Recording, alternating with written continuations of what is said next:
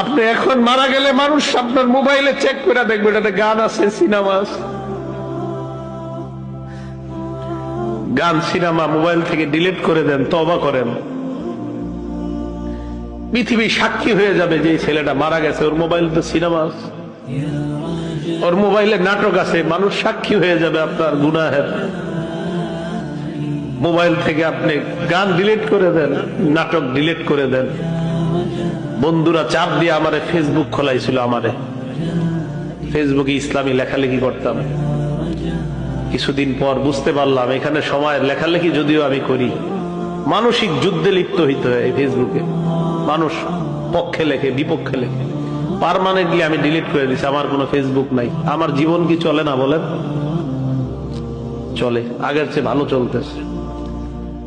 আমি যুবক ভাই যারা আছেন, যাদের মোবাইলে গান আছে, আপনি একবার ভাবেন আপনি মারা যাওয়ার পর আপনার মোবাইল তো আপনার অন্যরা চেক করবে, যারা আপনার খুব ভালো জানে, চেক করে দেখবে ওখানে গান, সিনেমা, নাটক, এমন অশ্লীল কিছু আছে কল্পনাও করতে পারবে না। ছি ছি, ওর মোবাইলে এগুলো, এটা কল্পনাও করতে পারবে না। আবু ওয়াইল মাথাটা নিচের দিকে দিয়ে বলে যে গান অন্তরে মুনাফিকি সৃষ্টি করে, গান নেফাক সৃষ্টি করে।